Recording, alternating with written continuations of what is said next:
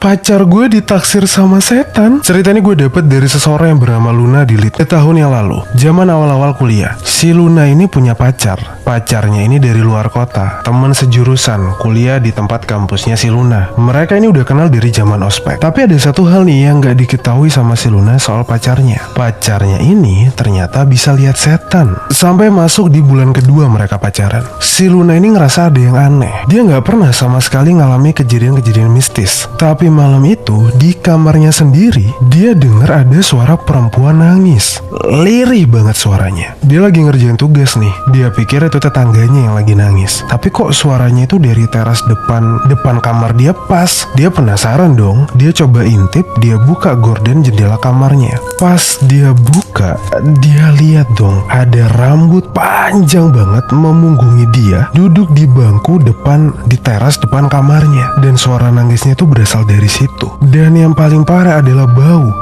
wangi bunga-bungaan itu kecium banget sampai ke kamar si Luna. Dia belum cerita nih ke cowoknya waktu itu. Dan beberapa kali dia tuh sering kebangun tengah malam dengar suara nangis lirih ini. Tapi Luna tetap berusaha buat lanjutin tidur karena dia nggak mau kejadian itu keulang lagi. Sampai puncaknya adalah si Luna ini lagi ngerjain deadline tugas. Dia harus begadang. Dia dengar ada aktivitas di dapur rumahnya. Dia pikir itu mamanya dong. Dia mau nyamperin nih kalau itu mamanya. Dia buka pintu kamar dan pas dibuka ternyata ada sosok si perempuan, sebut aja kuntilanak ya, lagi berdiri di dapur rumahnya, senyum-senyum ke arah dia sambil suara nangisnya tuh masih kedengeran. Akhirnya karena nggak tahan dia cerita ke cowoknya. Cowoknya dengan santainya bilang, "Oh, itu biasa aku panggil Siti. Udah ngikutin aku dari dulu. Suka kali sama kegantengan cowokmu. Ntar aku bilangin ke dia deh, jangan ganggu-ganggu kamu terus." Si Luna cuma bisa bengong di situ. Dia nggak tahu harus ngomong apa. Hati-hati. Ada setan iseng nyolong duit terus dibuang ke kamar mandi. Hah? Ini cerita aneh banget sih. Gue dapet dari DM Instagram. Jadi ceritanya itu ada sebuah sekolah yang mau ngadain acara nih. Nah, di acaranya itu ada makan-makannya kan.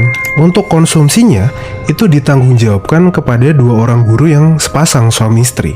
Sebut aja namanya Bu Sri dan Pak Yoyo. Mereka udah pesen nih nasi bungkusnya. Habis sekitar 3 jutaan. Dari rumah mereka udah siapin nih duit dari sekolah 3 juta untuk dibayarkan ke nasi bungkusnya tadi. Bu Sri ini juga udah cek berkali-kali kalau duitnya itu udah dipastiin masuk ke dalam tasnya. Di dalam tasnya dia masuknya di balik bagian dalam gitu biar nggak jatuh kan. Uang satu bendel senilai 3 juta rupiah di dalam tasnya. Pas sampai tempat warungnya udah mau bayar nih, tiba-tiba waktu dicek dibuka tas Bu Sri, uang 3 jutanya tadi udah nggak ada, udah hilang. Panik dong, jelas mereka panik. Orang jelas-jelas Bu Sri ini udah pastiin duit 3 juta tadi masuk ke dalam tasnya, dan sampai warung mau bayar udah nggak ada. Pak Yoyo agak ngedumel di situ, malu kan, kok bisa uangnya nggak ada, nggak dibawa.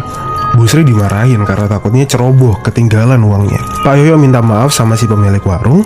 Mereka balik ke rumah, ditelusuri tuh setiap jalan, dipastiin kalau uangnya ini nggak jatuh. Sampai rumah pun diubek-ubek, masih nggak ketemu duitnya. Mereka udah bengong tuh di ruang tamu mikir, duit 3 juta cuy, nggak sedikit gitu, dan hilang gitu aja. Akhirnya mereka pasrah di ruang tamu sambil mikir, kemana sih duit 3 juta ini? Di tengah-tengah mereka bengong itu, Bu Sri kebelet buang air kecil.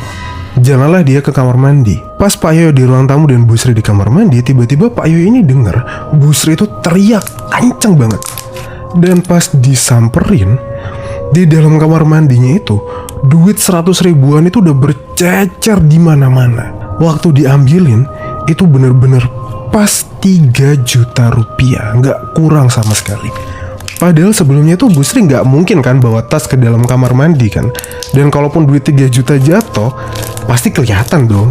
Sampai sekarang mereka nggak tahu gimana caranya itu duit bisa ada di kamar mandi, apalagi bercecer lagi duitnya. Aneh. Hati-hati.